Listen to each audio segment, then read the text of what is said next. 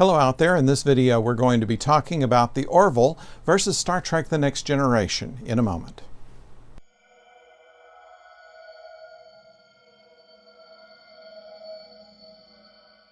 I'm the oldest nerd. Today I want to compare the Orville with Star Trek The Next Generation.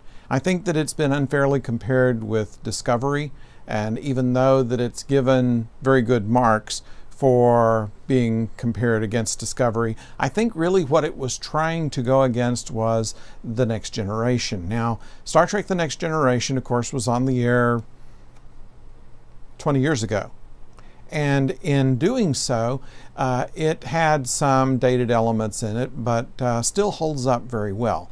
And I think that what the Orville was trying to do was to take what they started with that and enhance it a little bit, to make it a little more human, to make it a little more day in the life of flying through space. And I think they've done that pretty well. But there are a lot of parallels with The Next Generation that I think need to be called to your attention.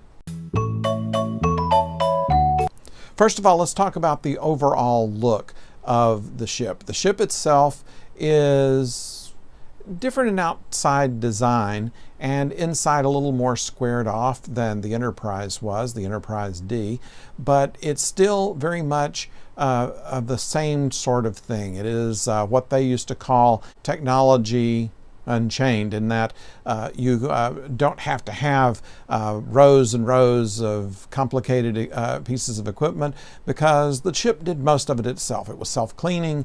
It was it flew itself mostly. You had the people on there to do the real work that only humans can do, of exploration, of asking the questions, of things like this. So that was the whole idea behind the technology of the Enterprise. And I see the Orville doing a similar thing. If you look at the Orville's bridge, it is relatively uncluttered by control panels. I mean, along the edges they have them, of course, but the navigator and the operations, or perhaps that's the helm, is very much the same as the Next Generation Enterprise. And the two chairs up instead of the one in the middle also emulates how they did the Enterprise D. So I don't see that it was trying to bring back the original series, but rather to give more of an homage, if you will, to the Next Generation. They made the uniforms more colorful. They're a little bit more military looking than any of the Star Trek uniforms were outside of the movies, and colorful like they were in the original series. So I think kind of a best of both worlds that they do for that. But there are other things that they did that were very similar to the Next Generation. Generally speaking, in the original series, there was a great deal of action. Kirk got into a fight with somebody almost every week. He also tended to go to bed with somebody almost every week.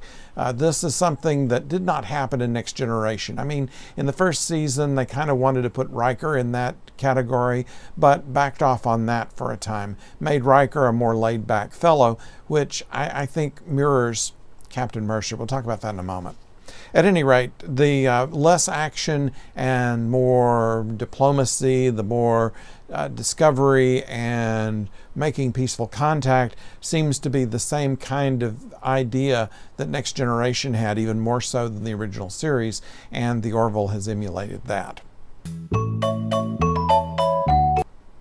They also have a lot of the similar technology.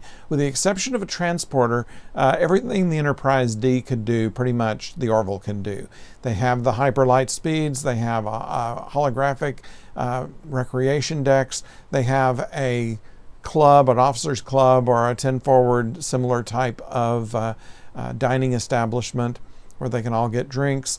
They have something similar to the poker game that the Enterprise had. This has been translated into kind of a movie night. And also the group of people that they have on there is very similar. They tend to have more parties than the Enterprise did, but otherwise the people themselves all have what seems to be kind of a parallel in the Next Generation. Mercer, I would say, is Riker, and Kelly Granger is similar to Commander Shelby in Best of Both Worlds.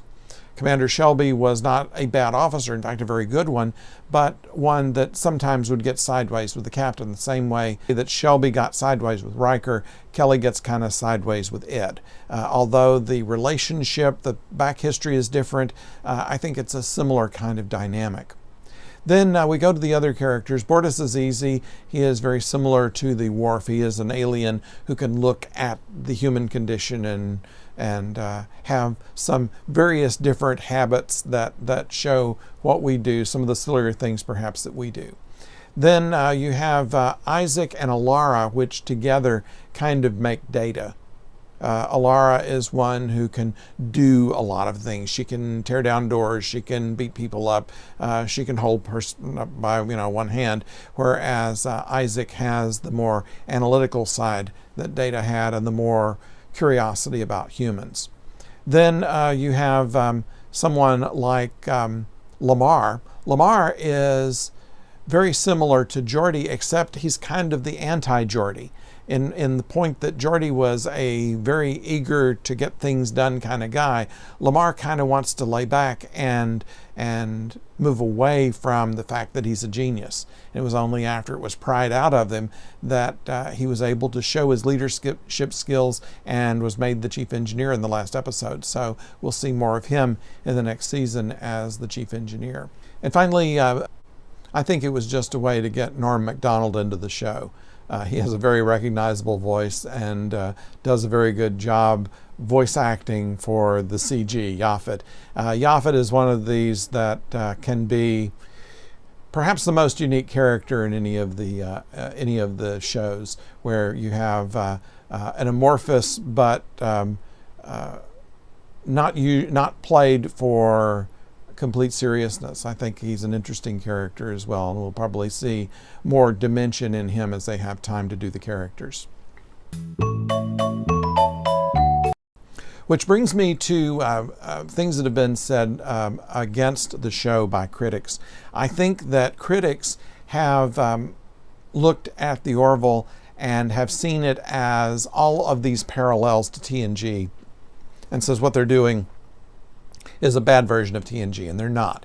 I think what they really are doing is trying to have all of the variety that the original series had, in that you could have a comedy, you could have a drama, you could have an action adventure, you could have a psychological thriller, and you can have a character study. All of this in the same show. Critics are used to having shows that are very cookie cutter, and since they could not find which cookie cutter fit this show, they immediately said, well, it's no good. It doesn't know what it wants to do. I think it knows what it wants to do. It wants to do everything, and critics like things that can be pigeonholed.